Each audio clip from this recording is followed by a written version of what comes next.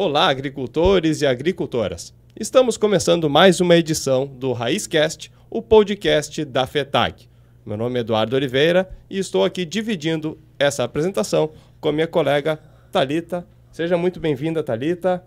Obrigada, Eduardo. Estamos na segunda edição do nosso RaízCast, né?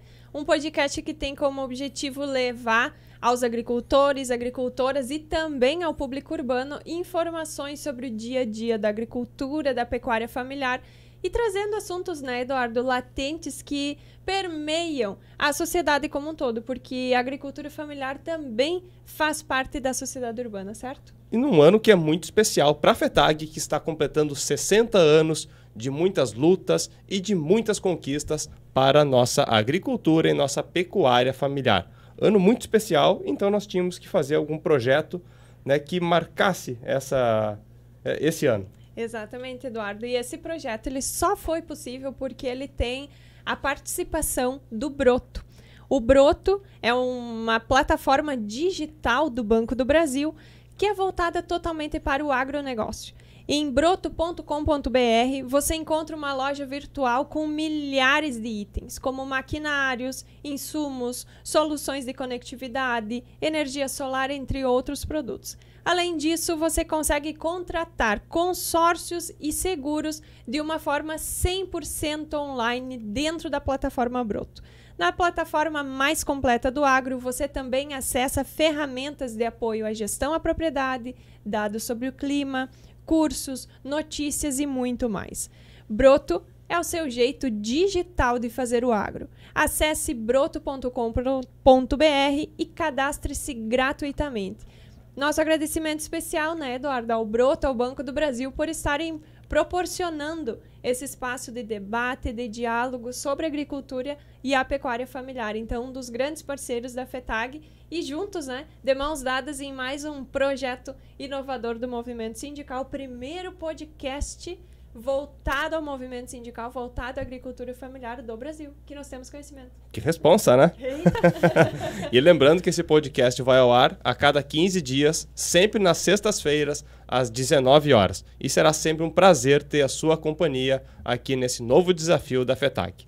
Por isso, né, nós convidamos a quem está nos assistindo ou nos ouvindo que se inscreva no canal da FETAG no YouTube, curta, né, a nossa página no Instagram, no Facebook, para ficar atento a todas as novidades que a FETAG apresenta aos agricultores, aos sindicatos, né, e à sociedade como um todo. E compartilhe esse vídeo com o maior número possível de pessoas para fazer com que todo esse conteúdo que nós vamos trazer agora chegue ao maior número possível de pessoas. Esse apoio é muito importante para que a gente possa continuar esse projeto tão importante para a nossa agricultura e pecuária familiar. Isso aí, Eduardo. E vamos parar de enrolar o povo que eles querem saber do que nós vamos tratar hoje. Até porque o tema hoje é muito bom, né? Nossa, hoje é um tema, eu diria, fundamental para a continuidade da agricultura familiar. Hoje nós vamos tratar no nosso RaízCast sobre agricultura agroecológica, produção orgânica e a relação do agricultor com o meio urbano. Como que o produto do agricultor produzido lá na propriedade, ele chega no meio urbano e ele é transformado.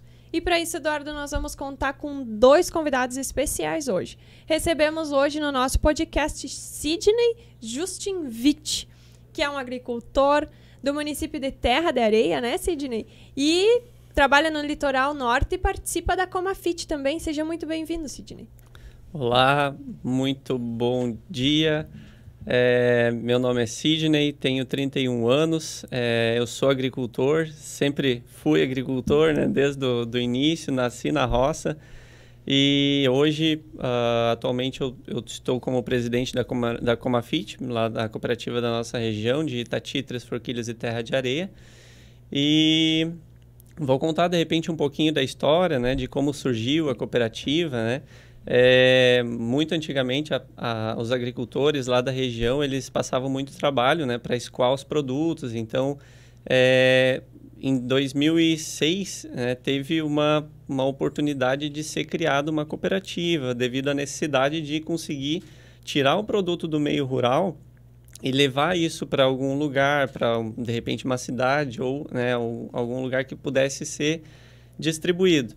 E ainda peleamos, né, por uns 2 a 3 anos até conseguir realmente focar, né, num ponto, digamos assim, numa estratégia de venda, e onde é que a gente começou a participar do PA, do PENAI, e aí onde foi o maior crescimento, digamos assim, da cooperativa, onde ela começou a ganhar força de produção, ter garantia de venda dos produtos. Então já era possível fazer a gente chama lá de plano de cultivo, né? Então de 3 em 3 meses a gente faz para as verduras e de 6 em 6 meses a gente faz para banana, por exemplo, que é um dos carros fortes da cooperativa.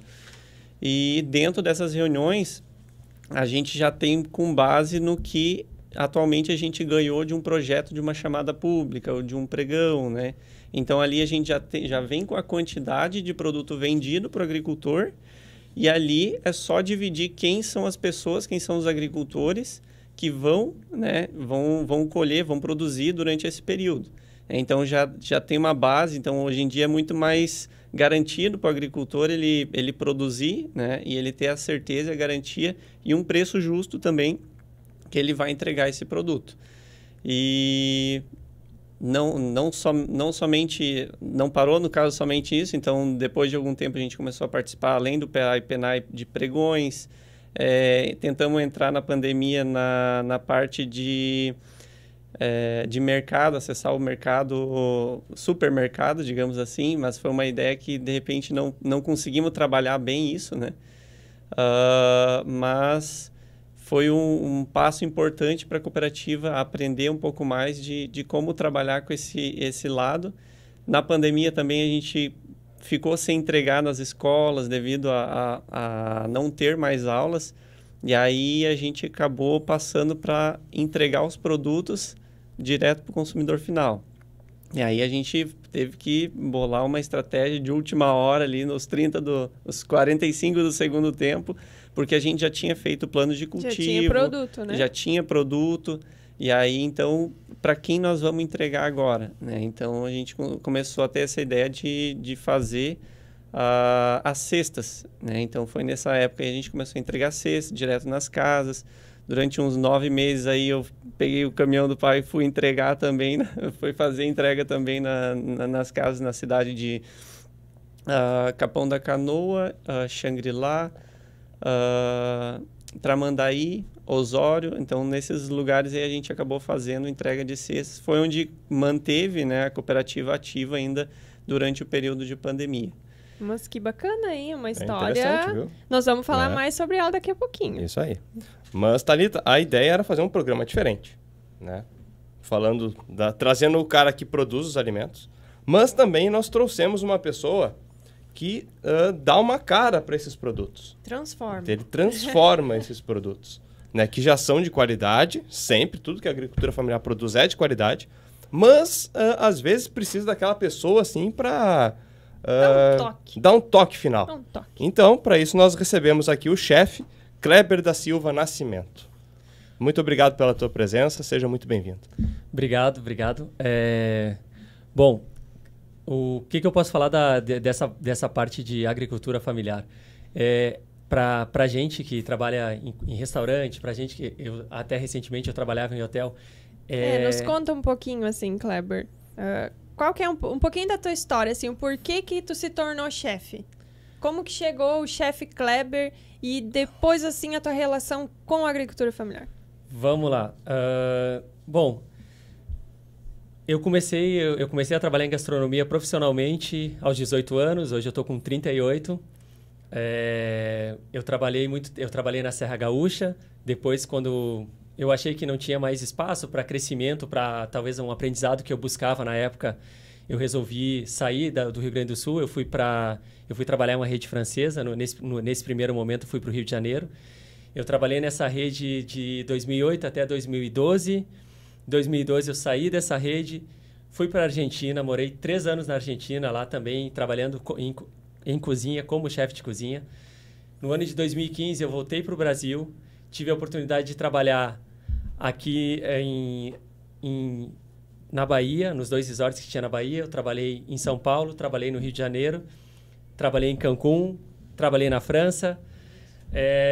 E depois os últimos 4 anos que eu fiquei na rede, eu fiquei trabalhando em São Paulo, lá na região de Mogi das Cruzes, que foi o último resort que a rede comprou com uma proposta diferente. E justamente lá, onde está situado o resort, é o Cinturão Verde de São Paulo. Então, é bem interessante essa relação aí da agricultura familiar com o hotel que eu trabalhava na época, tá?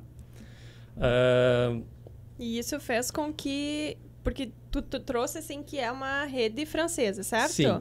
Uma rede mundial de hotéis, de resorts, né? Sim.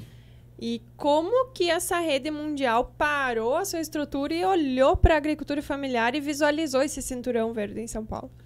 Bom, o Clube Med o Clube Med é a rede dentro dos projetos de sustentabilidade que tem. Uma das partes mais importantes é a parte de apoiar projetos locais. Então, tem uma empresa francesa, que é a AgriSud, que ela faz toda a estrutura ela estrutura todo o negócio para a gente. Ela vai na região, ela forma a cooperativa, ela ajuda a desenvolver, ela vai com a prefeitura, órgãos legais, governo do estado, e ela monta e dá pronto para a gente. E o que a gente faz? A gente faz, junto com a AgriSud e com a cooperativa, a gente fazia o planejamento, o mesmo que o Sidney falou, o mesmo que o Sidney falou, que você faz um planejamento e você dá uma garantia de compra. E isso, como eu pude acompanhar desde o início, é muito legal. Imagina, você tem uma pequena empresa de qualquer coisa, você ainda nem produziu, mas você sabe a tua capacidade de produção e você já está com a tua venda garantida a um preço justo. É excelente, tipo, não tem como não dar certo. É muito bom para a cooperativa. Então, dentro disso, a gente formou a cooperativa lá e desenvolveu ela desde o início. Eu cheguei lá no ano de 2019, a gente trabalhava com a cooperativa Ecoverde na época. Com a pandemia, a Ecoverde ela se voltou mais ao consumidor final, que era mais interessante para eles.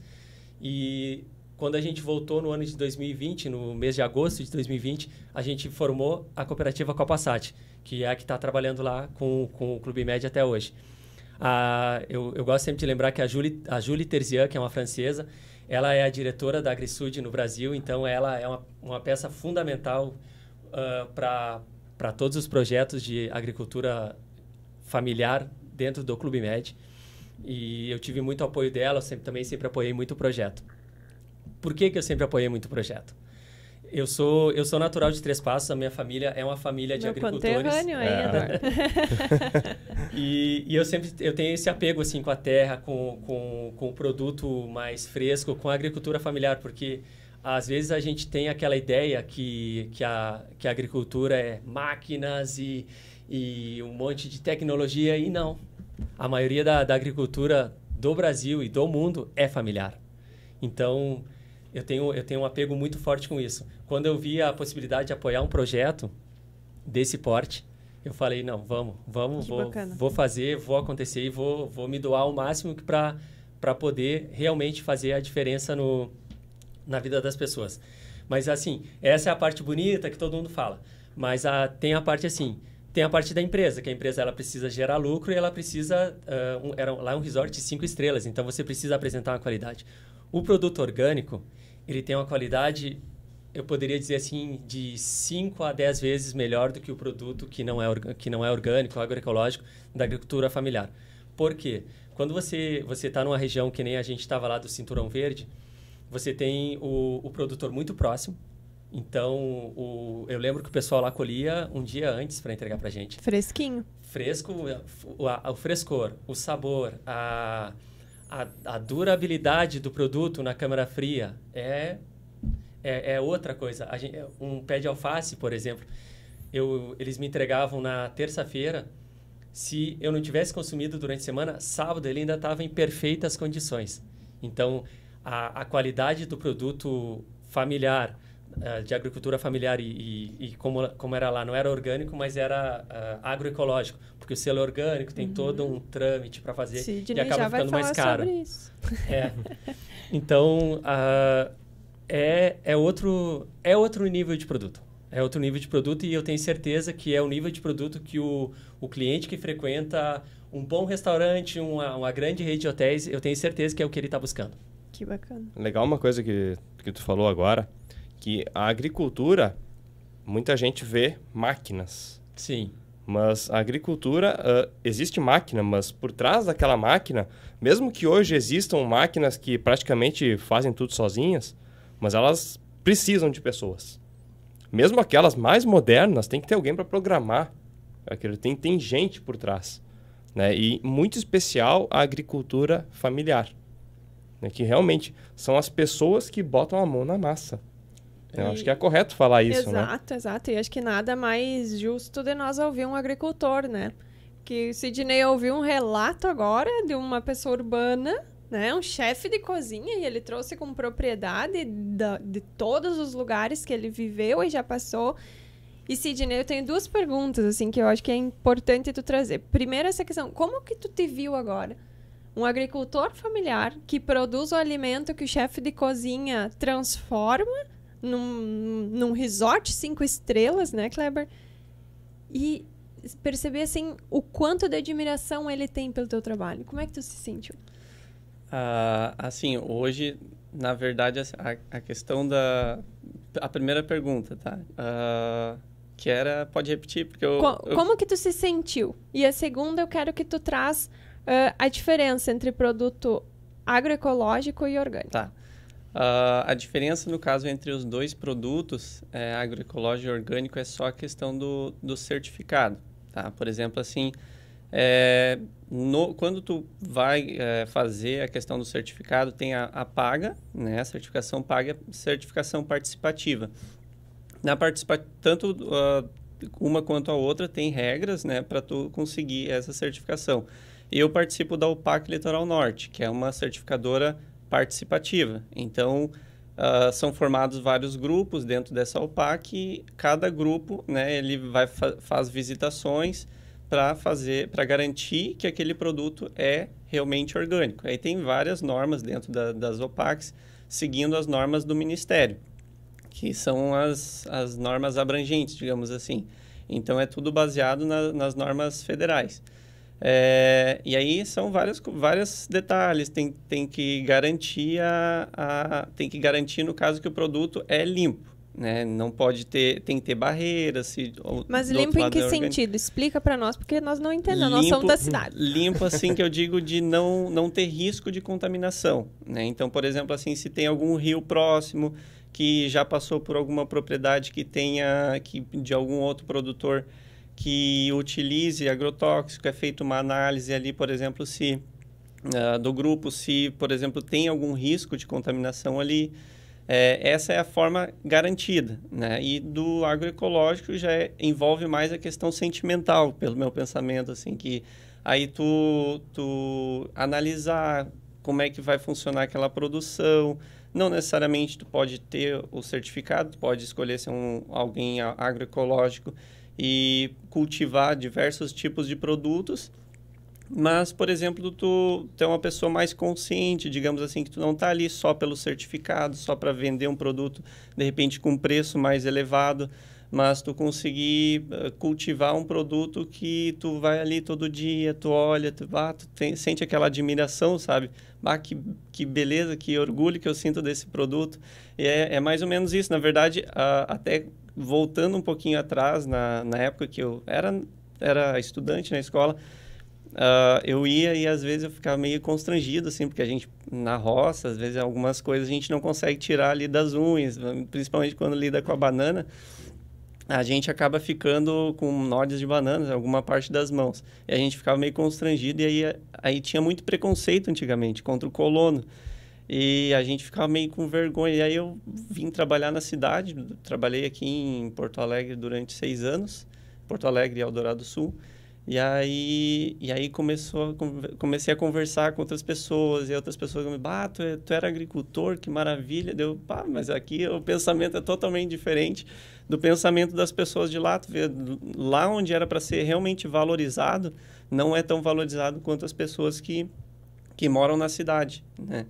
Então, essa questão, e eu voltei em 2016, eu fiquei fora de 2010 da propriedade até final de 2015, início de 2016. E eu voltei para lá, mas eu ainda estava trabalhando, ainda trabalhei um tempo com o meu pai, mas não era orgânico, né? A gente nunca botava produto no fruto, né? Por exemplo, a gente trabalha com banana, açaí jussara, alguns tipos de verdura, mas nunca botava, digamos assim, hormônio nos produtos. Limpava só o chão com algum produto para matar ervas daninhas. E em 2017 eu comecei a tentar entender mais ou menos como é que funcionava a questão da certificação participativa. E aí eu comecei a ingressar nessa parte, porque eu trabalhando com o pai, né, eu botava um casaco de manga comprida, luva e uma máscara. Dava 2 horas, dava para sentir na garganta, assim, e olha que não era muito forte. E meu pai já tinha tido câncer em 2013, então foi onde eu comecei a conversar mais com ele, para ele parar com isso aí, porque faz mal tanto para quem consome, quanto para quem trabalha, né, na agricultura. E aí foi onde ele também largou, né? Da 2017 em diante a gente começou a participar então da OPAC, e aí a gente até conseguiu o certificado e hoje a gente tem a certificação pela OPAC Litoral Norte. Mais de 100 itens no certificado. Legal, que história, né? Dentre chás, verduras, frutas cítricas, açaí jussara. Então a gente tem um leque bastante grande porque a gente trabalhava com feira. Eu trabalho com feira, ainda faço feira em Tramandaí. E para fazer feira é preciso ter uma variedade muito grande de produto, porque senão tu vai lá na feira levar um produto só, fica bem complicado. Para atender a demanda do consumidor, né? Isso mesmo. Mas e voltando, eu acho que tu respondeu um pouquinho, mas eu queria que tu voltasse um pouquinho ainda no sentimento que tu teve quando tu ouviu o Kleber falar do quão bom e do quão diferente é receber um produto da agricultura familiar. É bem gratificante, né? Porque a gente que está lá produzindo no dia a dia, nem sempre a gente tem um reconhecimento quanto a isso, né? Então, algumas pessoas que trabalham do outro lado dessa barreira, digamos assim, fazem também um papel muito importante. A gente se sente com certeza gratificado por ter pessoas que pensam também na agricultura familiar, na questão agroecológica, na questão orgânica, que é uma maneira muito mais limpa de tu consumir um produto, que na verdade se tu parar para pensar a longo prazo, tu tá tomando medicamento ali todo dia dentro do produto, né? No caso, para tu futuramente não venha desenvolver um câncer, alguma doença que tu vá possivelmente ter por comer algum produto contaminado, né? Então a gente fica bem orgulhoso de saber que tem pessoas que se preocupam com isso, né? Não é somente os agricultores que estão ali preocupados com a sua saúde e também entregar um produto limpo lá na ponta. Mas eu quero voltar um pouquinho na tua primeira resposta, que tu falou uma coisa que me chamou a atenção. É um produto com um valor um pouco maior. Mas o valor desse produto não é maior porque tu quer. Eu acredito que tem até é mais caro, custa mais produzir um alimento assim. Estou correto no meu raciocínio? É só o valor mesmo, que é um pouquinho maior, mas o custo de produção é maior, porque tudo tem que ser trabalhado muito manualmente, né? Então, por exemplo, ou tu tem que limpar algumas plantas de mão, eu, por exemplo, uso roçadeira para limpar o bananal, mas é o mais de maquinário que eu consigo usar lá é isso, então não tem muita escapatória, o resto é tudo braçal. Então, na verdade, demanda, por exemplo, se eu tenho uma propriedade muito grande, eu já tenho que contratar alguém para me ajudar a fazer uma limpeza, né? Não é todo dia, mas pelo menos em 3 meses precisa de alguém para ajudar a tocar a propriedade. Porque isso é importante, né? De trazer para as pessoas da cidade, principalmente, porque às vezes a pessoa vê ali uma banana orgânica. Sei lá, vou chutar um valor, a banana orgânica R$10. E a banana tradicional, R$6. E a pessoa, às vezes, não entende o porquê disso. E acha que está caro. Né? Então, tu tem um custo maior para produzir essa banana. E talvez tu não consiga produzir essa banana na mesma escala do que um produtor convencional consegue. Com certeza. Não, isso é totalmente verídico, digamos assim. A proporcionalidade é muito diferente. Tem lugares, por exemplo, que depende do relevo, depende muito do relevo também, e da estrutura de quem vai começar, digamos assim, a trabalhar um produto.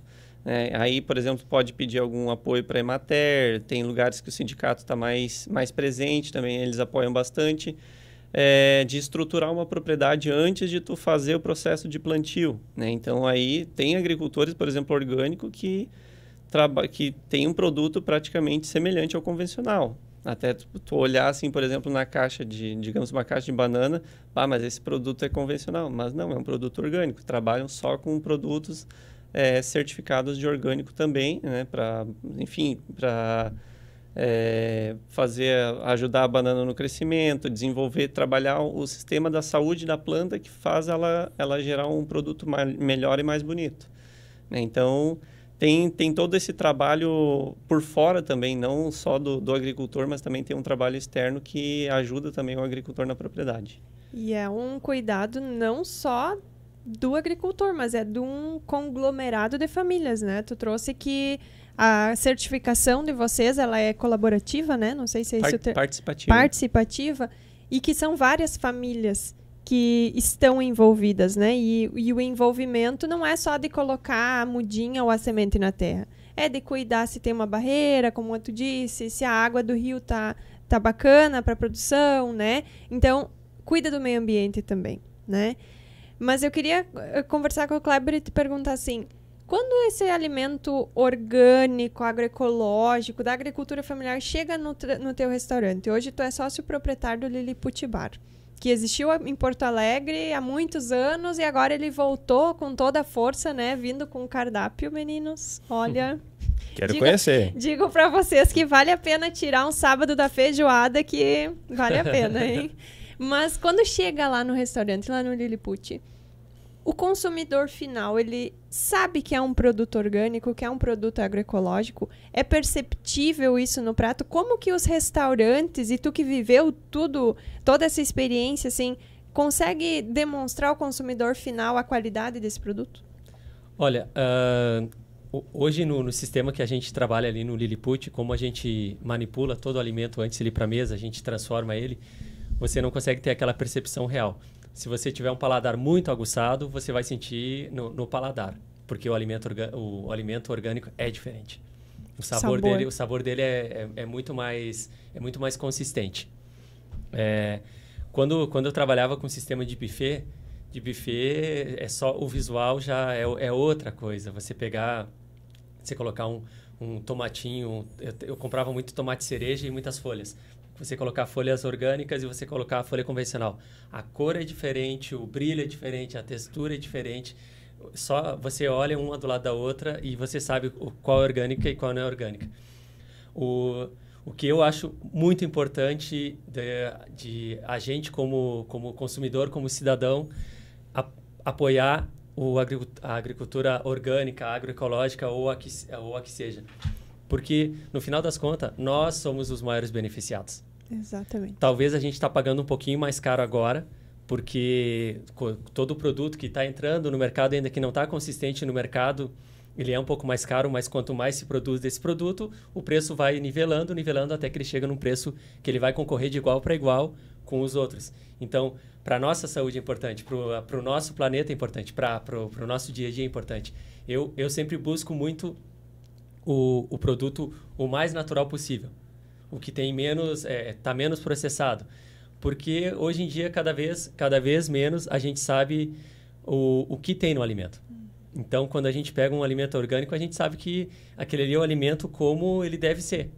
Então, eu acho de extrema importância todos nós, né, como cidadão, apoiar essa cultura orgânica, mesmo custando um pouco mais caro agora. A longo prazo vai ser mais barato, certeza. E tu acha que o consumidor, ele está aberto, digamos, a pagar um pouquinho mais por esse alimento que tem mais qualidade e traz até mais benefício para a saúde, né? Olha, eu acho que o consumidor às vezes fica um pouco cético ou fica um pouco resistente em pagar um pouco mais por esse alimento por desconhecer todos os benefícios que ele vai ter com esse alimento.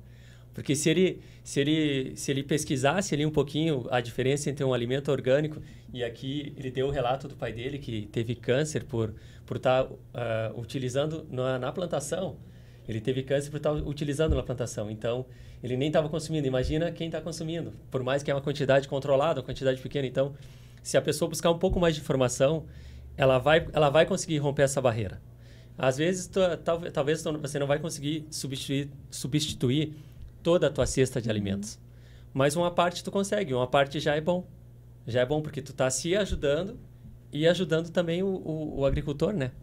E trazendo essa questão dos alimentos convencionais, agroecológicos, urbanos, né, que a gente fala muito, eu acho que a sociedade hoje ela já até está começando, né, a discutir sobre isso, mas com pouca vontade de buscar mais informação, né? Mas eu queria te perguntar, Sidney, olhando assim o processo que tu disse que vocês passaram, né? Vocês tinham uma produção convencional de banana, né, na tua propriedade. Como que foi essa transformação?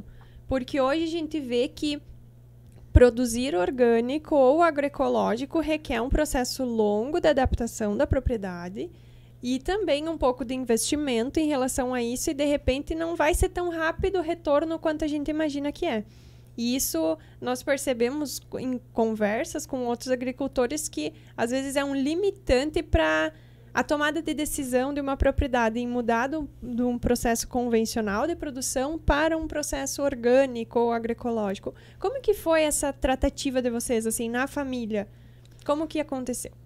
Foi, assim, ó, dentro das OPACs, né, existem essas leis, e essas leis, elas te auxiliam, até, por exemplo, quando a gente vai acessar a OPAC, no caso, começar a participar, tu recebe um estatuto.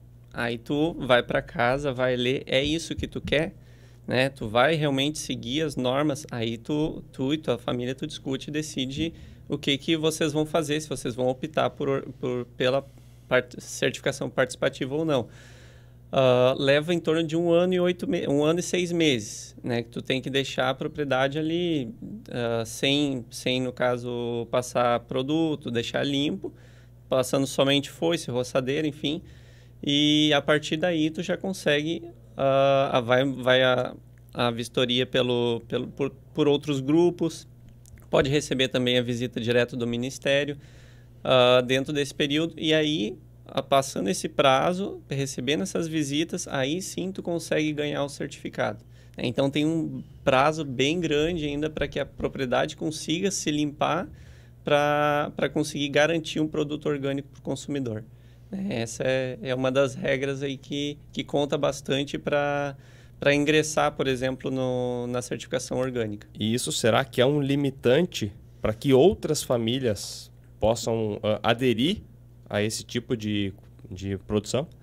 Acredito que mais se for para quem busca o certificado, né? Para quem realmente quer fazer uma produção agroecológica, não interfere muito, porque na verdade tu não está buscando o papel, né, a certificação, tu apenas vai deixar de usar, né, o agrotóxico ali e vai seguir plantando normalmente, sem uso de agrotóxico de uma maneira limpa. É basicamente isso aí. Então, vai interferir somente para quem quer realmente buscar o papel, para de repente conseguir comercializar em algum outro lugar. O único empecilho. E conta bastante também. Quem realmente quer buscar novos mercados e precisa do certificado, pensa bastante antes de aderir à certificação. E a gente vê que, mesmo não tendo esse conhecimento, né, Kleber, a população, eu acho que falta um pouco de vontade, né, de querer conhecer, assim, qual que realmente é a diferença entre um agroecológico e um orgânico ou um produto convencional. Tendo tudo isso, é perceptível, às vezes, no episódio passado, nós conversamos com a Mariana, né, que é uma jovem agricultora, trabalha num sistema convencional de vaca para leite, né? E ela trouxe a dificuldade que é de tu convencer os pais a acontecer a sucessão familiar ou entrar em uma nova atividade, né? E os orgânicos, eu acredito que encontre dificuldades também. Tu, pelo que tu trouxe, né, teu pai já trabalhava com banana, tu saiu de casa, voltou a trabalhar na família. Tu teve algum ponto-chave, assim, que foi decisivo para que a família dissesse, não, a partir de agora nós vamos produzir orgânicos por isso, por esses motivos? Minha preocupação sempre foi a saúde, né? Então, como eu já tinha dito ali, eu sempre me preocupei bastante com essa questão, porque, na verdade, eu já tinha passado a experiência pelo câncer que meu pai teve, né? E é uma coisa que tu fica martelando na tua cabeça, né? Então, claro, eu voltei a morar no interior porque eu gosto, né, do que eu faço. Eu gosto de plantar, eu gosto de produzir, eu gosto de ver as plantas crescerem ali, depois fazer a parte do comércio, todo o ciclo, sabe, de produção até a entrega no consumidor final. Mas isso, com certeza, tem que ser de uma maneira limpa, de uma maneira que tu vai poder comer o teu produto, tu vai poder fazer com que outras pessoas consumam o teu produto de uma maneira consciente, de uma maneira sustentável e tranquila, sem precisar se preocupar com se está com produto químico ou não nesse item. E o que eu vejo bastante, na verdade, que é um empecilho para que o orgânico desenvolva mais é o consumidor, né? Essa ideia do orgânico, ela tem que estar no consumidor. Porque, na verdade, assim, quando as pessoas elas vão comprar, tanto nas feiras quanto no mercado, elas vão pelo produto mais bonito. E o orgânico tem uma dificuldade de chegar na beleza. Ele tem qualidade, mas ele não consegue chegar na mesma beleza que chega um produto convencional. E aí, por exemplo, até tem conheço pessoas que, por exemplo, assim, plantam para vender convencional, mas plantam uma parte separada para eles. Porque sabem que aquele produto é um produto que tem risco de contaminação, enfim, agricultores convencionais normais. Mas eles sabem, conhecem o risco e a importância que tem de consumir um produto limpo. Mas, infelizmente, o que leva eles a fazer isso é o mercado. São as pessoas que compram os produtos lá no final da cadeia, que exigem um produto melhor, e aí vem de baixo para cima, vem de cima para baixo, vem do mercado exigindo um produto bom em cima do agricultor, e o agricultor se obriga realmente a fazer esse tipo de coisa, porque ele depende do produto também para sustentar a família dele, né? Então, no meu ponto de vista, teria que ter um trabalho bem importante para o consumidor final, para ele entender. Muita gente já tem essa ideia, mas basicamente as pessoas vão mais pelo preço, assim, nas feiras em gerais elas vão muito pelo preço do produto. E aí, preço e qualidade. Desenho, beleza, assim, né? Beleza. Se é lustrosa, se aquela maçã tá lustrosa no mercado, tu vai chama comprar mais atenção. lustrosa. Chama atenção. Se tem uma que tem uma marquinha de um bichinho, ai, mas essa aqui não, tá bichada, a gente fala, né? Tá bichada. A goiaba A goiaba Mas, Kleber, olhando agora, não o Kleber chefe, o Kleber cidadão, como tu trouxe antes. Qual a tua percepção sobre o que ele fala? Eu vejo que ele lá dentro da cooperativa, que eles trabalham e tudo, eles têm muita vontade de produzir o orgânico e tudo. Eles se esforçam mais para produzir orgânico, mas eles encontram essa barreira que a gente sabe que existe, que é muito forte, mas isso é uma questão cultural mesmo. Ele falou que vocês entregam para o PNAE, né, que é o Programa Nacional de Alimentação Escolar. Isso. Então, isso já é uma coisa boa. Ou seja, o meu filho, eu tenho um filho de 2 anos, o meu filho que vai na creche, ele já está comendo um alimento orgânico. Uhum. Então, tipo, eu fico muito feliz com isso, porque eu sei que ele está se alimentando bem. Mas isso aí com o tempo e com muita insistência e com muita... É uma mudança de forma de pensar e forma de consumir, principalmente. Dá para lograr a longo prazo que as pessoas estejam conscientes que é melhor.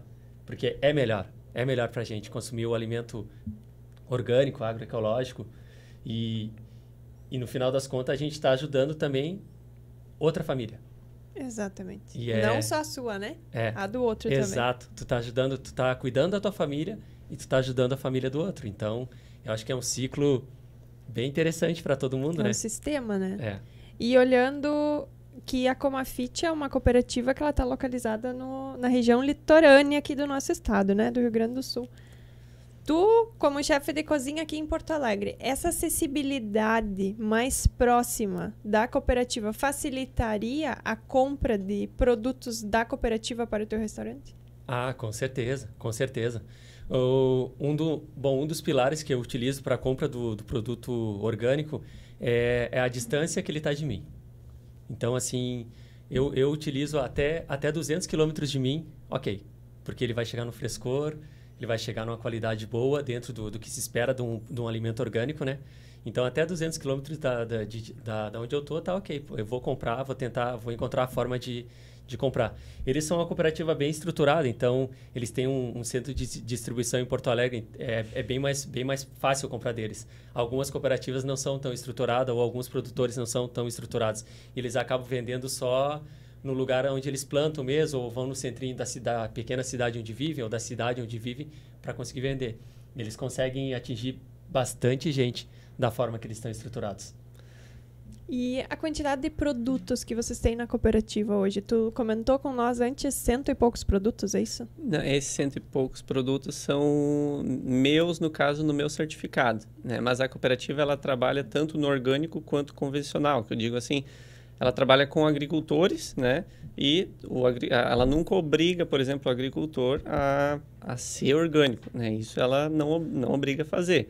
Mas ela trabalha algumas formas, por exemplo, a ideia, por exemplo, de tu participar de processos orgânicos, né? De repente tu pode começar com algum insumo, alguma coisa assim, quando tu vê, tu já está produzindo basicamente ecológico e aí só falta o processo de tu fazer a certificação, né? Então ela não trabalha com 100% com orgânico e, na verdade, ela trabalha com muito menos produtores orgânicos do que convencional. E a CD, que é o centro de distribuição aqui em Porto Alegre, ela funciona como um ponto de encontro de diversas cooperativas do estado, né? Então tem, até eu esqueci o nome agora, mas várias cooperativas, elas trazem seus produtos para a central de distribuição e ali facilita a logística. Então, digamos assim, tem uma chamada pública lá em Erechim, digamos assim. Lá tem 3 ou 4 cooperativas que ganharam essa chamada pública em tal produto. Elas fazem um processo de logística que entrega tudo ali, digamos, ali na CD, e somente um caminhão vai para lá para fazer essa entrega. Então, no caso, ela diminui o custo da logística e facilita para que todas as cooperativas consigam escoar seus produtos. Ela também faz algumas parcerias, por exemplo, lá no Litoral Norte tem outras cooperativas que vendem banana. E aí ela trabalha assim de forma parceira com outras cooperativas também, por exemplo, em chamadas públicas de outros lugares. Se, por exemplo, aquelas 2 cooperativas fazem chamada para o mesmo lugar, elas dividem as cotas para elas não concorrerem de acabar, por exemplo, uma tomando o lugar da outra e deixando uma cooperativa sem fazer a entrega. Então, ela trabalha em parceria com outras cooperativas. Isso também ajuda a melhorar não somente o local dos nossos agricultores, mas também ajuda outros agricultores de outra região a comercializarem seus produtos. Tu sabe que eu estava lendo um artigo científico sobre a questão dos orgânicos no Brasil, né? E o Rio Grande do Sul é o 7º estado no Brasil em número de propriedades orgânicas certificadas. Então, apenas 6 estados estão na nossa frente em quantidade, né? Eu fiquei me questionando o porquê disso. Porque deve existir, não conheço, mas deve existir uma política pública estadual para fomento. E agora, quando tu trouxe a questão do cooperativismo, tu acha que essa questão das cooperativas organizadas para escoar, comercializar a produção, auxilia nisso? Auxilia nesse patamar de chegar ao 7º colocado? Com certeza. Todo auxílio que venha de fora para dentro da propriedade, ela ajuda muito a tomada de decisão dentro da propriedade. Às vezes, por exemplo, o agricultor pode desenvolver um sentimento pelo produto, pela produção, digamos, iniciando o modo de comercialização. Não, vou fazer o certificado só pelo valor agregado do produto. E depois ele começa a se transformar e ver, por exemplo, mas isso é muito mais saudável produzir dessa maneira. Então, pode acontecer o pensamento inverso, né? Ele querer buscar um valor melhor pelo produto e depois ele se tornar um pensador, digamos, agroecológico e cultivar, digamos, dessa forma. Mas, sem dúvida, quanto mais incentivo tiver de fora para dentro da propriedade, mais produtores orgânicos vão ficar disponíveis para comercialização. E claro que ser o 7º já é bom. Um bom número. Eu fiquei espantada, porque eu não tinha essa percepção. E a gente trabalhando com a agricultura familiar, mas eu não tinha esse entendimento de que o Estado está tão avançado. Sim, com certeza. Mas eu te pergunto, tu acha que tem potencial para crescer ainda mais? Para, de repente, amanhã ou depois o Rio Grande do Sul ser o 5º, o 4º? Eu acredito que sempre tenha, né? E sempre o que falta, assim, de repente, para chegar nesse... Eu creio que tudo seja baseado no consumo, né? Então, quanto mais consumir, mais vai ter a necessidade de produzir. E mais produtores vão começar a enxergar essa ideia de que necessita esse tipo de mercado, e aí vão começar a partir para o lado orgânico. Então, na verdade, praticamente em todos os cenários que a gente vai enxergar hoje, quem manda ali, quem vai fazer a demanda é o consumidor final. Então, quanto mais gente tiver interesse em consumir um produto orgânico, mais vai direcionar as famílias a produzirem de um modo orgânico para suprir a necessidade do mercado. E a gente falou também sobre o produto, o orgânico, ele faz bem para a saúde de todos nós. Mas qual é o impacto dessa produção orgânica para o meio ambiente? É positivo? Ou qual é a diferença para o meio ambiente? É muito positiva. Se a gente fazer análise de solo, principalmente, tu consegue enxergar um cenário totalmente diferente de um cenário que, por exemplo, tu passa um produto químico.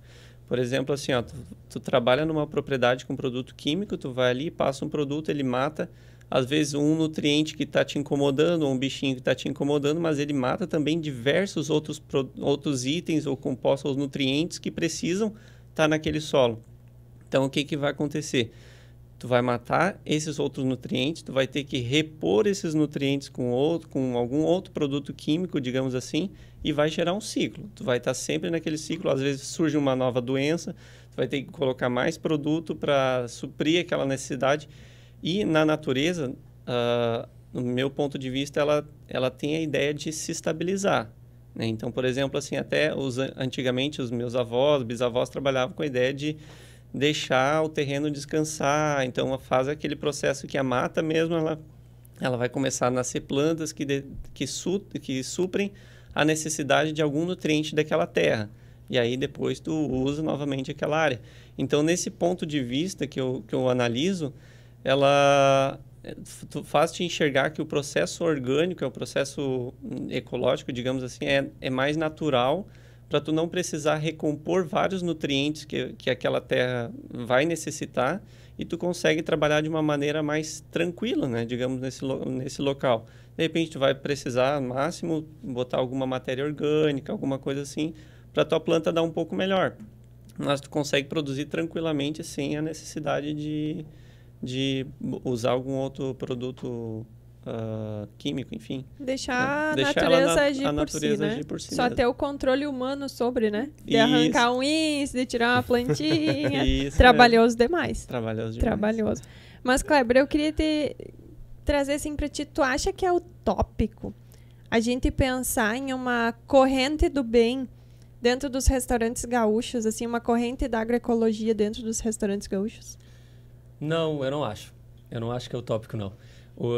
Eu vou usar um exemplo que todo mundo viu isso acontecer, eu acho que nos últimos 5, 6 anos no máximo.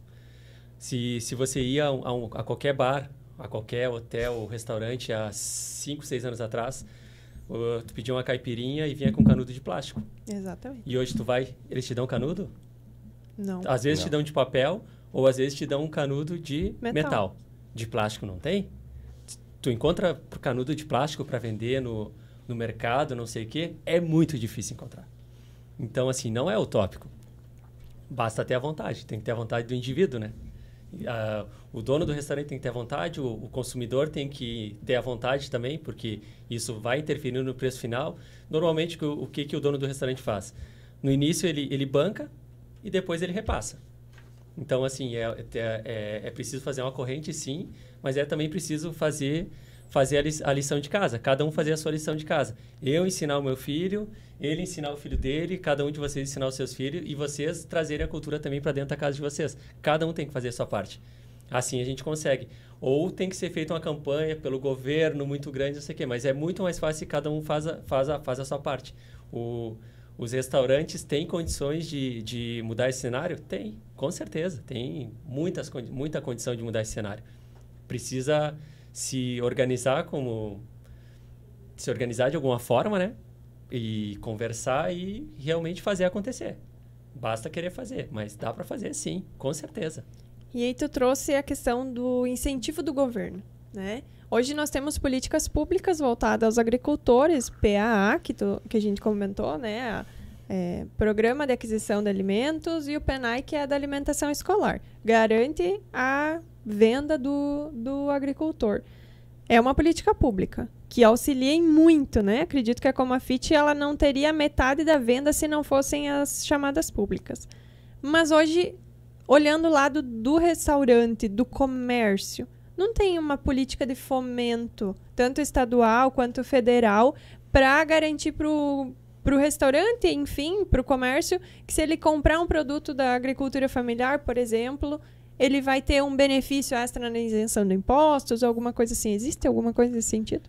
Olha, que eu saiba não existe, mas olha, isso aí seria maravilhoso se acontecesse, se fosse trabalhada alguma ideia nesse sentido, de ter algum benefício fiscal, que com certeza isso aceleraria em muito o processo de dos restaurantes trabalharem mais com a agricultura familiar. Isso aí seria uma coisa sensacional para todos, para o governo, para o empresário, para o cidadão, para todos. Fomenta a agricultura familiar, leva um alimento de qualidade à mesa da população, né? É bom para todo mundo. É bom para todo mundo. Então, fica o recado aí, governantes.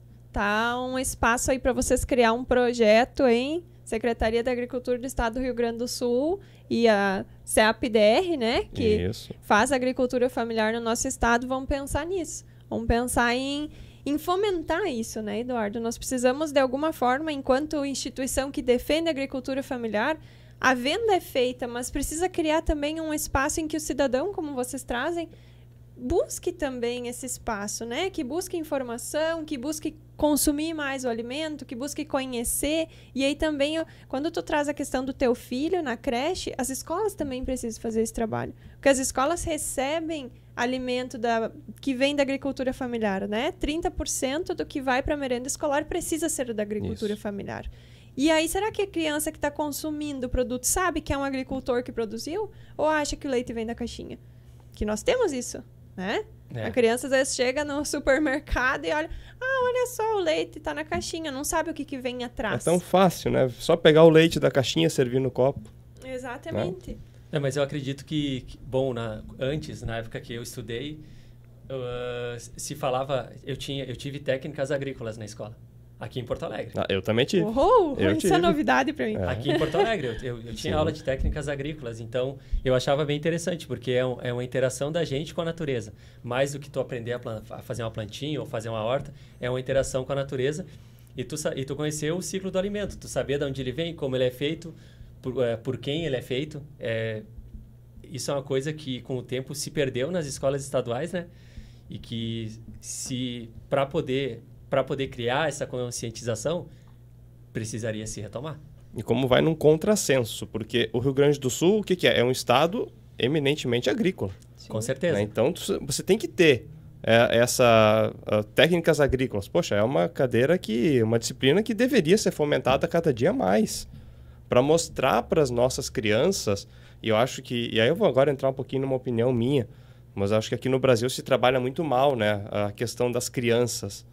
Você tem que, quando uma criança bem orientada, quando você dá uma educação boa para essa criança, você está trabalhando o futuro do país. Né? Eu acho que é aqui que carece muito, né, em todas as áreas. Mas se a gente trabalhasse melhor nas escolas, tanto do meio rural, né, que já tem muita escola, né, Sim, com um trabalho muitas. sensacional no meio rural, né? Nós temos as casas familiares rural, Casa Família Agrícola, Casa que trabalham Família o ensino de Agrícola. alternância, né? isso. Que os alunos, eles vão para a escola durante uma semana, tem aula de manhã, de tarde e de noite, e 2 semanas eles voltam para as propriedades para executar um projeto técnico. Isso aí. Então, eles começam a criar um novo olhar sobre a propriedade, sobre uma orientação de profissionais. Isso. Né, ao mesmo tempo que eles fazem o ensino médio. Então, isso também é uma possibilidade. Mas nós temos poucas casas familiares e EFAs no estado. Pouquíssimas. Então, o número de estudantes que são abrangidos por essa temática é muito pouco. É quase, né, mínimo. Então, nós precisamos criar uma política de estado para isso. Sim, com certeza, com certeza. Assim como eu tinha aula lá atrás e tu também teve, Kleber, por que isso se perdeu, né? É uma boa pergunta. Eu não sei por que se perdeu. Por que em algum momento decidiram que isso não deveria fazer parte mais... Era um período por semana.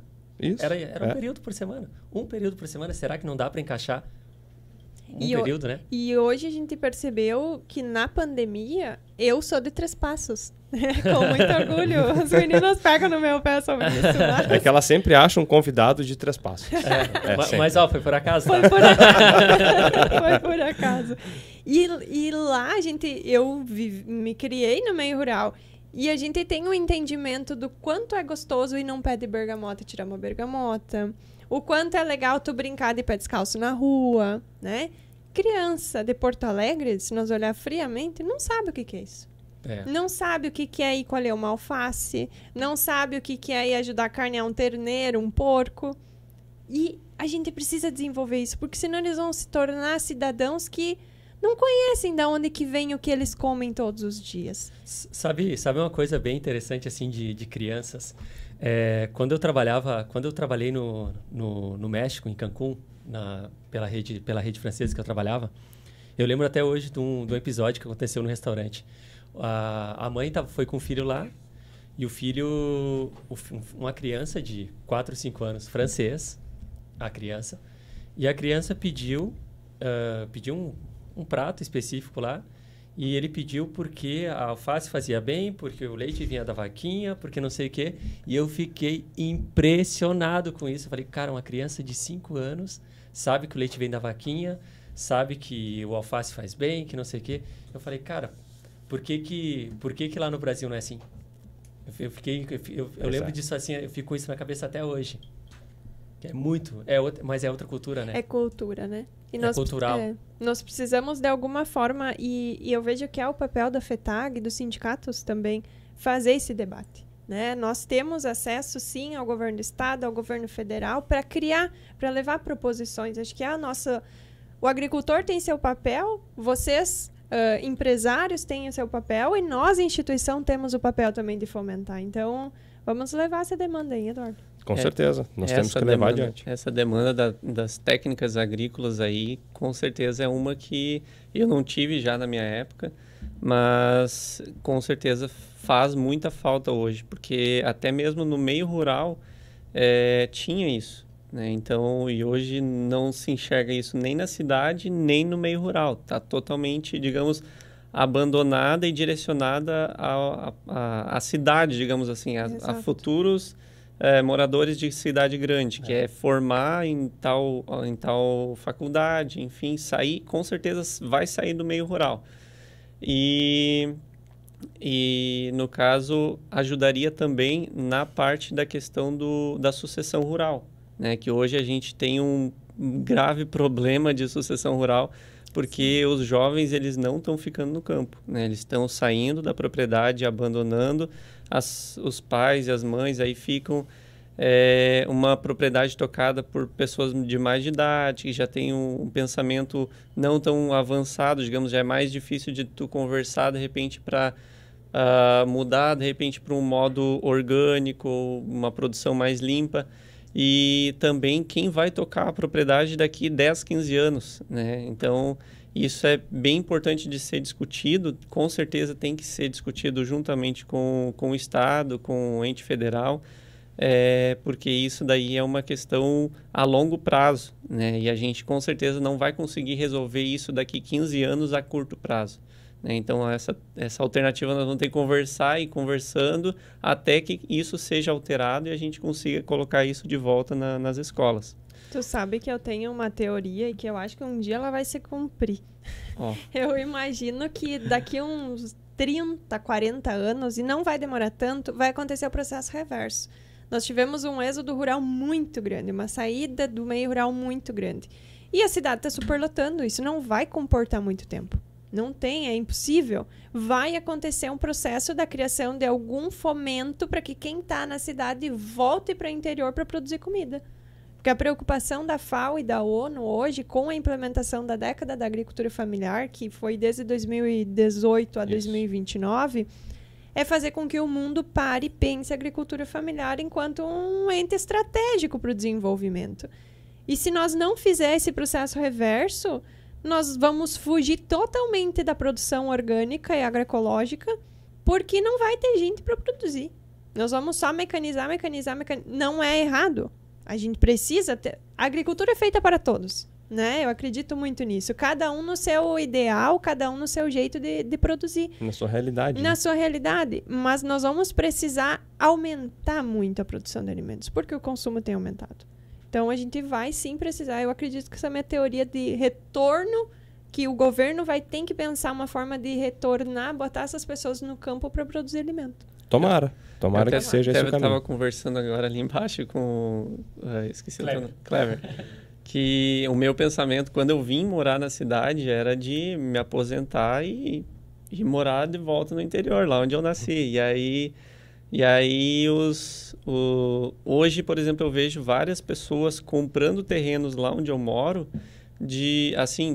num valor bem alto, né, de pessoas que foram embora naquela época das grandes indústrias, que o pessoal foram saindo do meio rural e agora estão voltando pagando um valor super caro num pedacinho bem pequeno de terra porque não conseguiram ficar, não tiveram a oportunidade de ficar no campo e acabaram vendendo a propriedade. Então, quanto antes fizer esse processo de estudar os jovens, manter o jovem no campo, melhor vai ser para garantir a produção.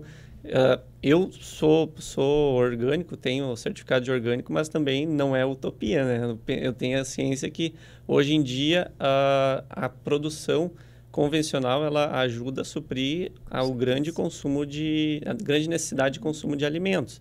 O orgânico não vai dar conta de produzir tudo, né? Então, é necessário, que nem tu falou, não, é necessário os dois, mas, claro, ter a opção do consumidor escolher consumir um produto mais saudável ou não. Com certeza. Esse é um tema assim, que geraria mais uns 2 programas, pelo menos, também né? acho. Com certeza. Tem muito o que conversar ainda, mas a gente tem que encerrar o nosso programa dessa semana. Exatamente. Né? E então eu já quero agradecer demais a presença de vocês, né, e por ter trazido para nós esse diálogo tão enriquecedor, né? São 2 realidades diferentes, né? Um produz, o outro transforma esse alimento. E consome. E consome também, né? Importante. Então, agradecer muito a presença de vocês, né? E quem sabe numa próxima oportunidade a gente discute mais esse assunto aqui, né, Thalita? Voltaremos ao debate, né? Isso aí. Isso aí. Agradecer, então, mais uma vez a presença, né, do Kleber e do Sidney no nosso podcast, no RaízCast. E o RaízCast é um oferecimento do Broto, que é uma plataforma digital do Banco do Brasil para o agronegócio. Em broto.com.br você encontra uma loja virtual com milhares de itens como maquinários, insumos e soluções para conectividade, energia solar, entre outros produtos. Além disso, você consegue enviar propostas de financiamento, pagar com CPR e contratar consórcios e seguros rurais de uma forma 100% digital. Na plataforma mais completa do agro, você também acessa ferramentas com apoio à gestão rural, informações sobre o clima, cursos, notícias e muito mais. O Broto é o seu jeito digital de fazer o agro. Acesse broto.com, inscreva-se e aproveite os conteúdos que o Broto oportuniza para os agricultores, né, Eduardo? Com certeza. E, claro, também não se esqueça, né, de se inscrever no nosso canal, curtir esse vídeo e compartilhar com seus amigos, seus familiares, para fazer com que essa mensagem chegue ao maior número possível de pessoas. Era isso, Thalita? Isso, deixamos um minutinho para os nossos convidados, para seus agradecimentos finais. Bom, quero agradecer pela oportunidade de estar aqui e poder conversar com vocês, poder ter conversado um pouco mais de perto, um pouco mais ainda de perto do que eu já vinha conversando em outras oportunidades com agricultores. E convidar todo mundo para ir conhecer o nosso Lilliput lá, que fica lá na Vasco da Gama 651. A gente está participando do Comida de Boteco, que encerra no dia 30 de abril. E a gente tem uma expectativa muito grande quanto a esse concurso e esperamos estar entre os finalistas desse concurso. Muito obrigado. O convite ficou aí. Vamos lá. Não, eu quero agradecer a oportunidade, né, de estar discutindo esse assunto bem importante, né, para nós da cooperativa, e como agricultor familiar é sempre bom aproveitar esses espaços, né, para conseguir de alguma maneira a gente influenciar uma política pública, de repente, para melhor atender as comunidades locais. Acho que esses espaços são bem importantes, a gente está presente, está discutindo e está debatendo também essas ideias aí para que futuramente a gente consiga ter mais acesso dos agricultores familiares. Legal. Muito obrigado, então. E a você que está nos assistindo aí, muito obrigado pela companhia e até o próximo programa. Muito obrigado. Te esperamos daqui 15 dias para o próximo RaízCast, o podcast da FETAC.